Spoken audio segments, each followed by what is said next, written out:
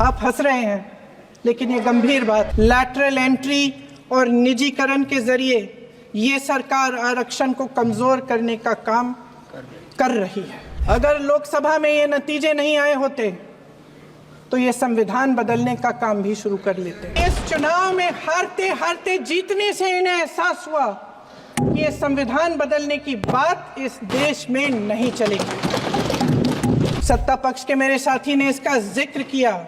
ये जिक्र भी आज इसलिए हो रहा है क्योंकि चुनाव में ये नतीजे आए।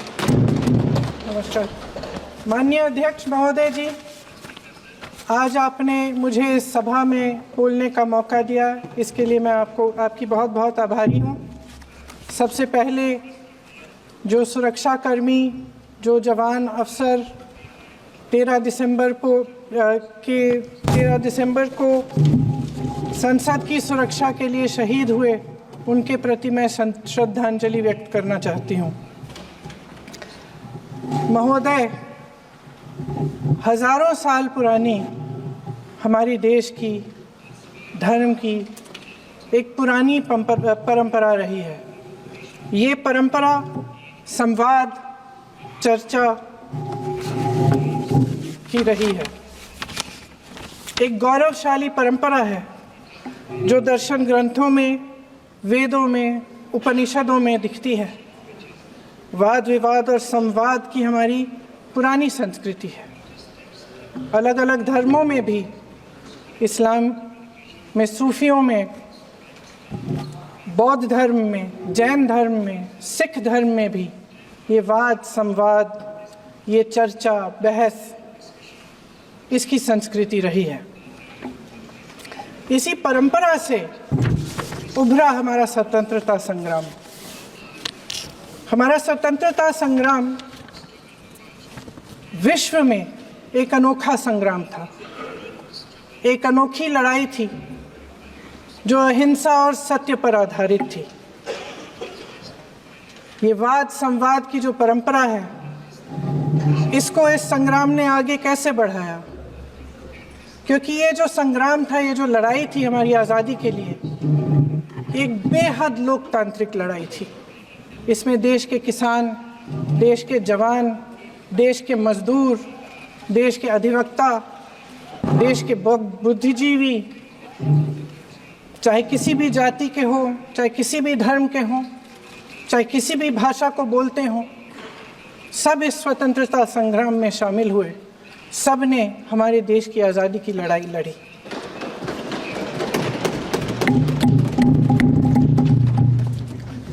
और उसी आज़ादी की लड़ाई से एक आवाज़ उभरी जो हमारी देश की आवाज़ थी। वो आवाज़ ही आज हमारा संविधान है। साहस की आवाज़ थी, हमारी आज़ादी की आवाज़ थी, और उसी की गूंज ने हमारे संविधान को लिखा और बनाया। ये सिर्फ एक दस्तावेज नहीं है। बाबा साहेब अम्बेडकर, मौलाना आज़ाद जी, राजगोपालाचारी जी और जवाहरलाल नेहरू जी और उस समय के तमाम नेता, जैसे आपने कहा, इस संविधान को बनाने की जो कार्य में सालों के लिए जुटे रहे। हमारा संविधान इंसाफ, उम्मीद, अभिव्यक्ति और आकांक्षा की वो ज्योत है जो हर हिंदुस्तानी के दिल में जलती है।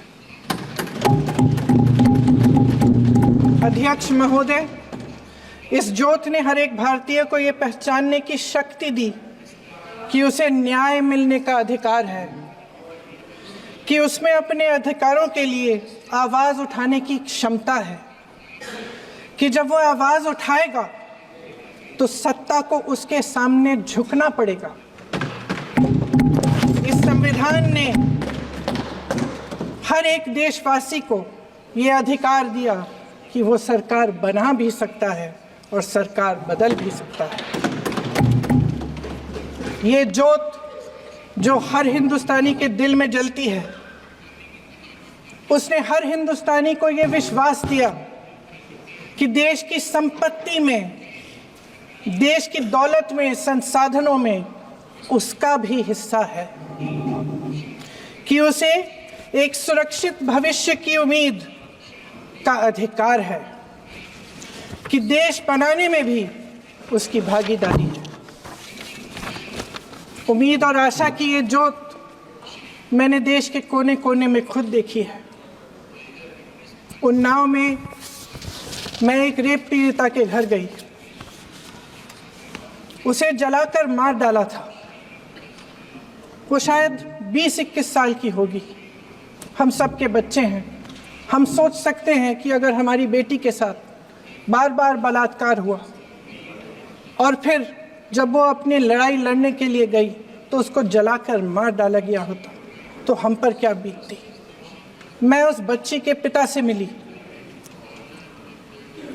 उसके खेत जलाए गए थे, उसके भाइयों को पीटा गया था, उसके पिता को बाहर से, घर के बाहर घसीट कर मारा गया था। उस पिता ने मुझे बताया कि बेटी, मुझे न्याय चाहिए। मेरी बेटी अपने एफआईआर को दर्ज करने के लिए जब जिले में गई तो उसको मना किया गया। अगले जिले में जाना पड़ा उसे। वो रोज सुबह 6 बजे उठकर तैयार होकर अकेली अपने मुकदमे को लड़ने के लिए अगले जिले में ट्रेन से जाती थी। उसके पिता ने मुझे कहा कि मैंने उससे कहा, बेटी अकेले मत जाओ, छोड़ दो ये लड़ाई। लेकिन उसकी बेटी ने उसको जवाब दिया कि नहीं पिताजी, मैं अकेली जाऊंगी, मैं लड़ूंगी, ये मेरी लड़ाई है, मैं इसको लड़ूंगी। ये लड़ने की क्षमता, ये हिम्मत उस लड़की को और करोड़ों भारत की नारियों को हमारे संविधान ने दी। आगरा में मैं अरुण वाल्मीकि के घर गई। अरुण वाल्मीकि पुलिस स्टेशन में काम करता था, सफाई का काम करता था। आप सोच सकते हैं हमारी तरह उसका भी परिवार था। नई नई शादी हुई थी, 2-3 महीनों का बच्चा था। पुलिस स्टेशन में चोरी हो गई। चोरी का इल्ज़ाम उस पर लगाया गया। उसके पूरे परिवार को उठाकर पुलिस स्टेशन में ले गए। आप हंस रहे हैं, लेकिन ये गंभीर बात है। और क्या गंभीर बात। शर्म करो, शर्म। अरुण वाल्मीकि को पीट पीट के मार डाला, उसकी बीवी को पीटा, उसके पिता के नाखून निकाले, उसके पूरे परिवार को पीटा गया। जब मैं उस जवान महिला से मिलने गई जो अभी अभी विधवा हुई थी, तो उसने मुझे कहा कि दीदी, हमें सिर्फ एक चीज़ चाहिए, हमें न्याय चाहिए और हम इस न्याय के लिए लड़ते रहेंगे, चाहे कुछ भी हो जाए। ये हिम्मत उस महिला को हमारे संविधान ने दी।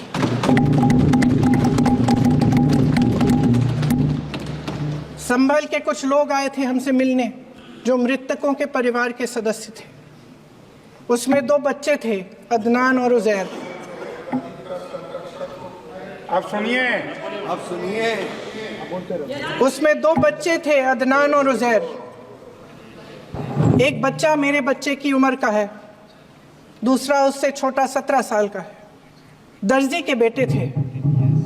दर्जी का एक ही सपना था कि वो अपने बेटों को पढ़ाएगा, लिखाएगा।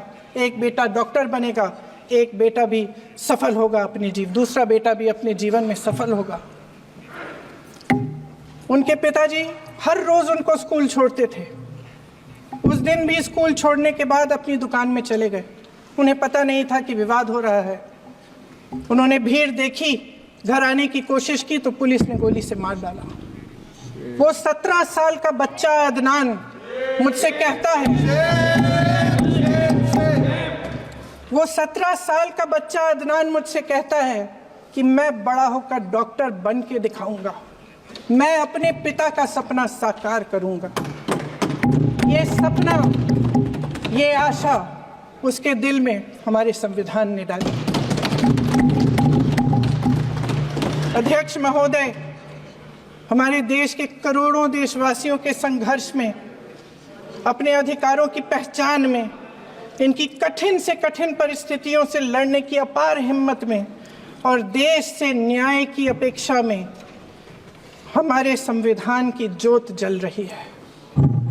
मैंने हमारे संविधान की ज्योत को जलते हुए देखा है और इसके साथ साथ ये भी समझा है कि हमारा संविधान एक सुरक्षा कवच है, एक ऐसा सुरक्षा कवच है जो देशवासियों को सुरक्षित रखता है, न्याय का कवच है, एकता का कवच है और अभिव्यक्ति की आज़ादी का कवच है।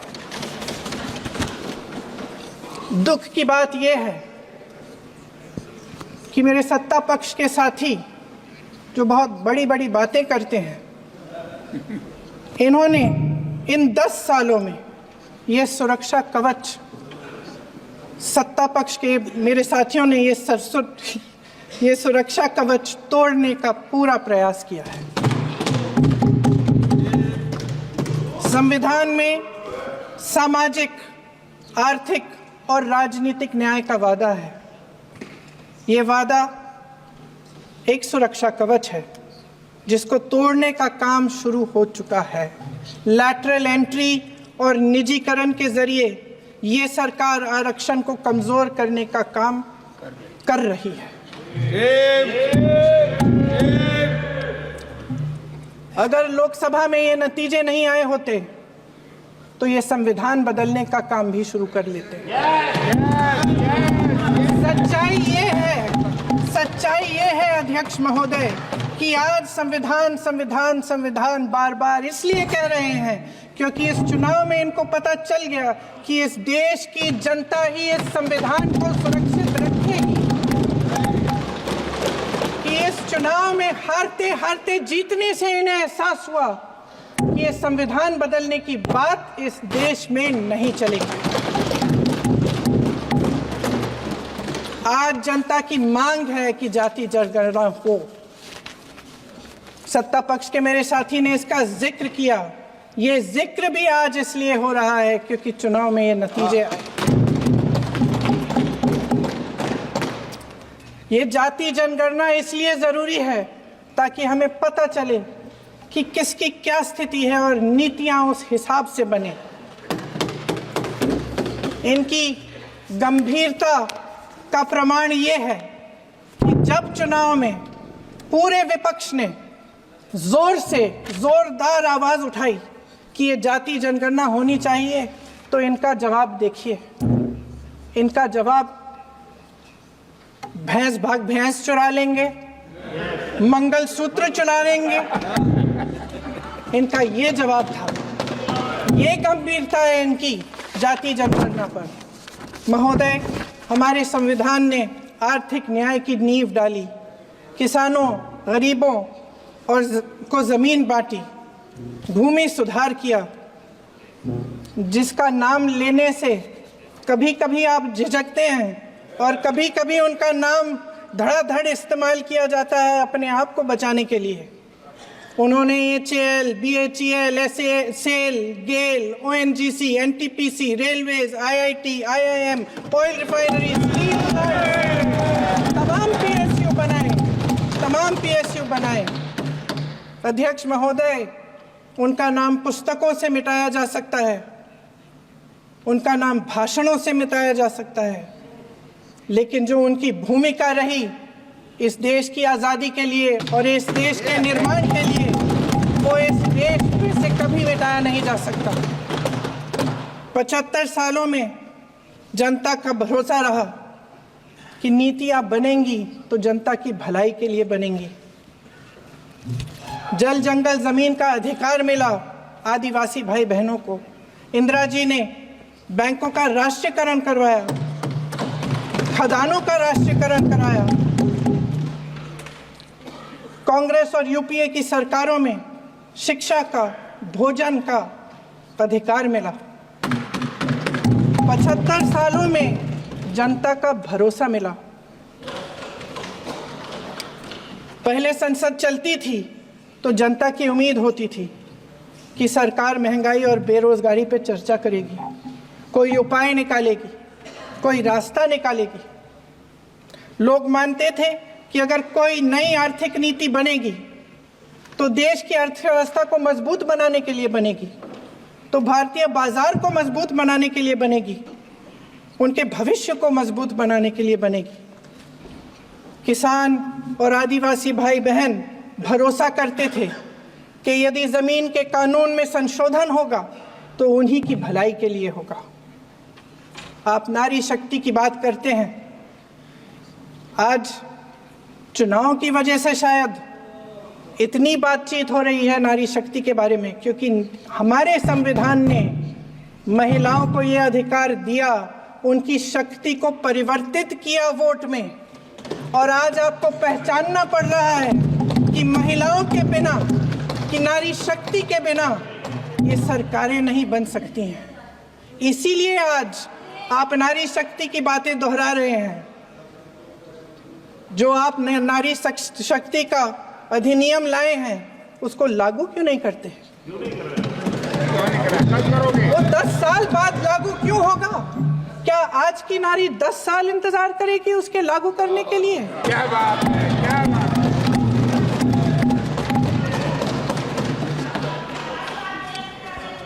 आज संसद में बैठे हुए सत्ता पक्ष के मेरे साथी ज्यादा से ज्यादा अतीत की बातें करते हैं।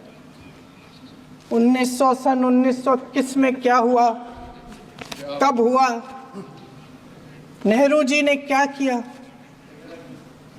अरे वर्तमान की बात करिए, देश को बताइए आप क्या कर रहे हैं, आपकी जिम्मेदारी क्या है? कि सारी जिम्मेदारी जवाहरलाल नेहरू की है। अध्यक्ष महोदय जी, ये सरकार आर्थिक न्याय का सुरक्षा कवच तोड़ रही है। आज संसद में बैठी ये सरकार बेरोजगारी और महंगाई से जूझ रही हमारी जनता को क्या राहत दे रही है। कृषि के कानून भी बड़े बड़े उद्योगपतियों के लिए बन रहे हैं। सही एमएसपी को छोड़िए, डीएपी तक नहीं मिल रहा है।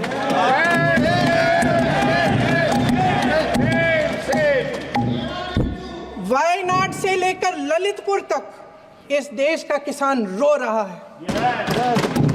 आपदा आती है तो उसको कोई राहत नहीं मिलती।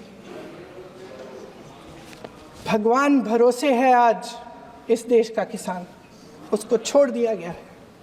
आज हिमाचल में देखिए, जितने भी कानून बने हैं वो सब बड़े बड़े उद्योगपतियों के लिए बन रहे हैं।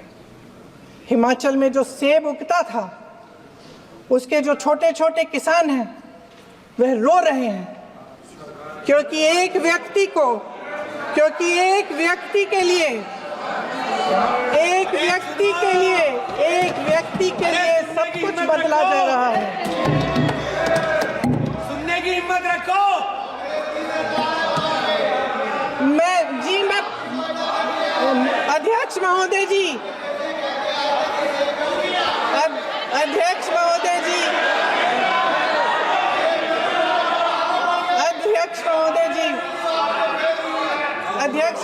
जी, अडानी जी को सारे कोल्ड स्टोरेज प्रदेश की सरकार ने नहीं दिए।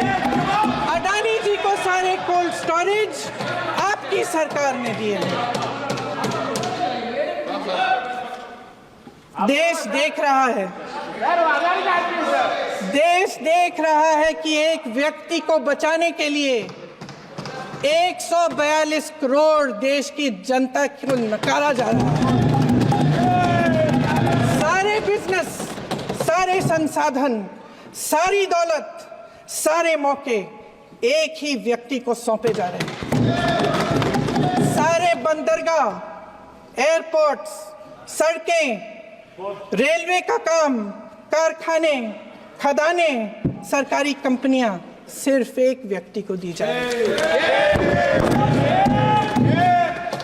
जनता के मन में हमेशा ये विश्वास होता था कि अगर कुछ नहीं है तो संविधान हमारी सुरक्षा करेगा, मगर आज आम लोगों के बीच ये धारणा बनती चली जा रही है कि सरकार सिर्फ अडानी जी के मुनाफे के लिए चल रही है।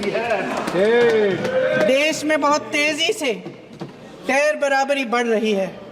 जो गरीब है वो और गरीब हो रहा है, जो अमीर है वो और अमीर हो रहा है। इस सरकार ने आर्थिक न्याय की भी सुरक्षा कवच तोड़ दिया है। राजनीतिक न्याय की जब बात होती है, मेरे सत्ता पक्ष के साथी आज खड़े हुए और तमाम गिनती करने लग गए कि ऐसा हुआ वैसा हुआ 1975 में जो हुआ, तो सीख लीजिए ना, आप भी सीख लीजिए, आप भी अपनी गलतियों के लिए माफी मांग लीजिए, आप भी बैलेट पे चुनाव कर लीजिए, आप भी बैलेट पे चुनाव कर लीजिए, दूध का दूध पानी का पानी हो जाएगा। आप राजनीतिक न्याय की बात करते हैं, सरकारों को पैसों के बल पर गिरा देते हैं।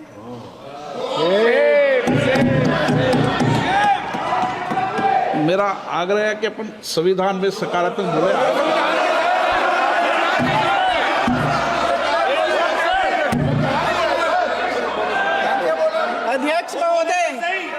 अध्यक्ष महोदय, सत्ता पक्ष के हमारे साथी ने एक उदाहरण दिया उत्तर प्रदेश की सरकार का, तो मैं भी एक उदाहरण दे देती हूँ महाराष्ट्र की सरकार का, मैं भी एक उदाहरण दे देती हूँ हिमाचल की सरकार को तोड़ने की कोशिश किसने की, पैसों के बल पे की, गोवा की सरकार, तमाम उदाहरण है। राजस्थान की क्या ये सरकारें जनता ने नहीं चुनी थी?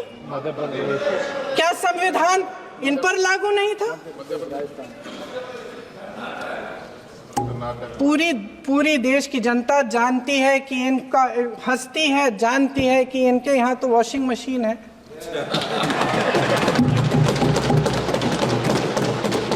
जो यहाँ से वहाँ जाता है वो धुल जाता है, इस तरफ दाग उस तरफ स्वच्छता। और मेरे कई ऐसे साथी हैं जो इस तरफ होते थे उस तरफ चले गए, मुझे दिख भी रहे हैं, वॉशिंग मशीन में शायद धुल गए हैं। अध्यक्ष महोदय, जहां भाईचारा और अपनापन होता था, जहां हमारे संविधान ने एकता का सुरक्षा कवच दिया था, वहां शक और घृणा के बीज बोए जा रहे हैं। एकता का सुरक्षा कवच तोड़ा जा रहा है। प्रधानमंत्री जी यहाँ सदन में संविधान की किताब को यूं माथे से लगाते हैं, लेकिन संभल में, हाथरस में, मणिपुर में जब न्याय की गुहार आती है, उठती है, तो उनके माथे पे शिकन तक नहीं आता।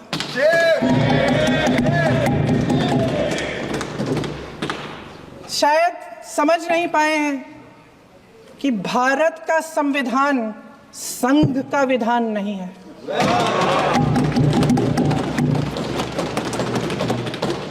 भारत के संविधान ने हमें एकता दी, हमें आपसी प्रेम दिया। उस मोहब्बत की दुकान जिस पर आपको हंसी आती है, उसके साथ करोड़ों देशवासी चले। करोड़ों देशवासियों के दिल में एक दूसरे के लिए प्रेम है, घृणा नहीं है।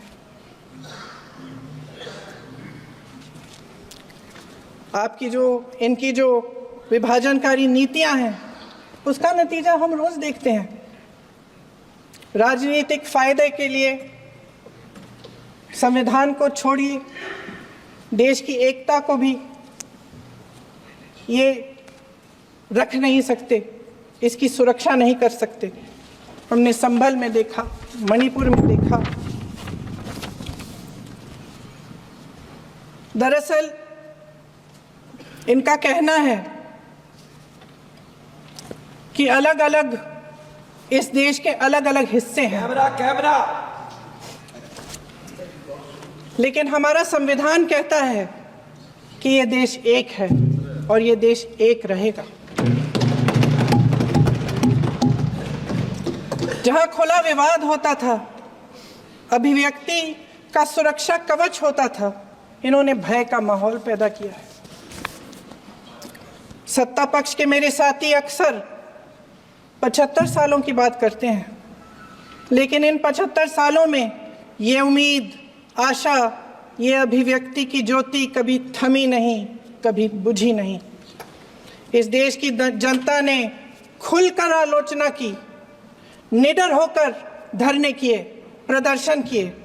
जब जब जनता नाराज हुई तब तब सत्ता को ललकारा, उसे चेतावनी दी, बड़े से बड़े नेताओं को कटघरे में खड़ा किया, उनसे जवाब मांगा, न्याय मांगा। इस देश के छोटे छोटे से नुक्कड़ की दुकानों में, चाय की दुकानों में, इस देश के घरों में, गलियों में, मोहल्लों में, अखबारों में, प्रकाशन घरों में, न्यायपालिकाओं में चर्चा कभी बंद नहीं हुई। लेकिन आज ये माहौल नहीं है। आज जनता को सच बोलने से डराया जाता है, धमकाया जाता है। पत्रकार हो या विपक्ष का नेता हो या किसी यूनिवर्सिटी का प्रोफेसर हो, छात्र संघ हो या कर्मचारियों का संगठन हो, सबका मुंह बंद कराया जाता है। किसी पे ईडी, किसी पे सीबीआई, किसी पे इनकम टैक्स,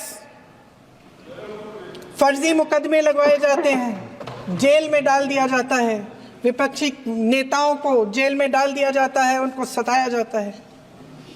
किसी को नहीं छोड़ा इस सरकार ने। देशद्रोही कह के उत्तर प्रदेश में मुझे याद है कुछ अध्यापिकाएं प्रदर्शन कर रही थी, उन पर मुकदमा डाल दिया देशद्रोही का, उन्हें देशद्रोही कह दिया। इन्होंने देश का पूरा माहौल भय से भर दिया है। इनकी मीडिया की मशीन झूठ फैलाती है, तरह तरह के आरोप लगाती है, और शायद वह भी भय में ही है। महोदय, मैं इस सदन को याद दिलाना चाहती हूँ कि ऐसा डर का माहौल देश में अंग्रेजों के राज में था।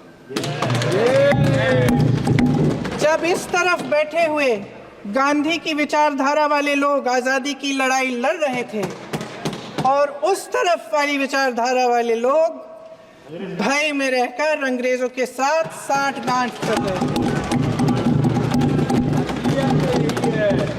लेकिन अध्यक्ष महोदय, भय का भी अपना स्वभाव होता है। भय फैलाने वाले हमेशा भय का खुद शिकार बन जाते हैं।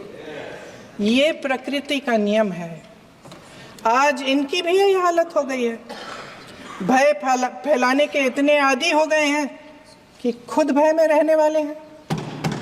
चर्चा से डरते हैं, आलोचना से घबराते हैं। कई दिनों से हम मांग रहे हैं कि चर्चा करिए, लेकिन चर्चा करने की हिम्मत ही नहीं है।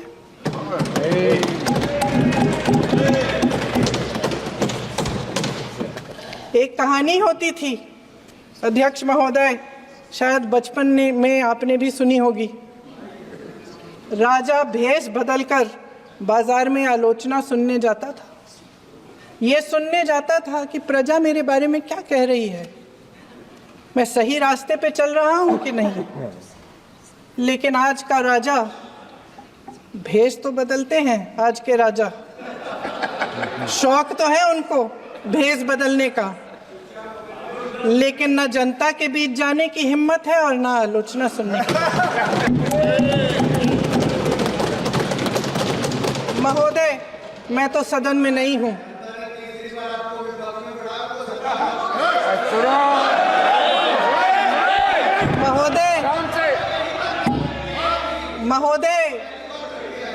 महोदय, जनता में बहुत विवेक है, ये सही है।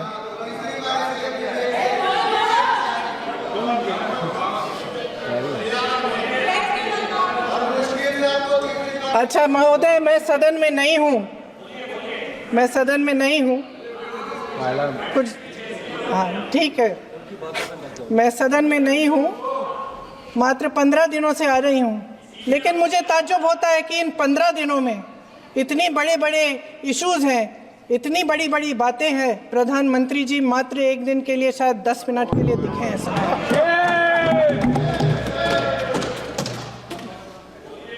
बात यह है अध्यक्ष महोदय जी कि ये देश भय से नहीं, साहस और संघर्ष से बना है। इसको बनाने वाले देश के किसान, जवान, देश के करोड़ों मजदूर और गरीब जनता है। संविधान इनको साहस देता है। मेहनती मिडिल क्लास है और इस देश के जो करोड़ों देशवासी हैं जो रोजाना भयंकर परिस्थितियों का सामना करते हैं, उनको साहस देता है। वायनाड में जो आपदा आई उसमें एक छोटा लड़का था 17 साल का। 6 घंटों के लिए उसने अपनी माँ को बचाने की कोशिश की। 6 घंटों के लिए आप सोच सकते हैं कि अगर नदी की धारा बह रही है, नाराज है, आप अपनी माँ को पकड़े हो, 6 घंटों के लिए पकड़े रखते हो कि मेरी माँ बच जाएगी और अंत में वो माँ भी बह जाती है। उस लड़के का साहस, उन महिलाओं का साहस जो पीड़ित हैं लेकिन फिर भी अपनी लड़ाई लड़ रहे हैं, उन संभल के बच्चों का साहस जिनके पिताजी अभी अभी गुजर गए लेकिन फिर भी उनके सपनों को साकार करने की हिम्मत है, उनका साहस है, वो साहस इस संविधान ने दिया है।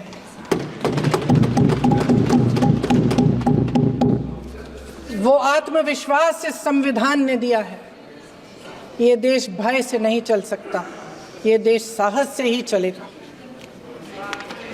भय की भी सीमा होती है और जब वो सीमा पार हो जाती है, जब किसी को इतना दबाया जाता है कि उसको लगने लगता है कि अब मेरे पास खोने के लिए कुछ नहीं है, तब उसमें एक ऐसी शक्ति पैदा होती है जिसके सामने कोई कायर खड़ा नहीं हो सकता।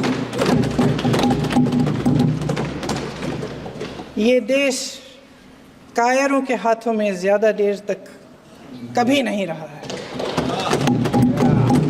ये देश उठेगा, ये देश लड़ेगा, सत्य मांगेगा, सत्यमेव जयते। जय हिंद।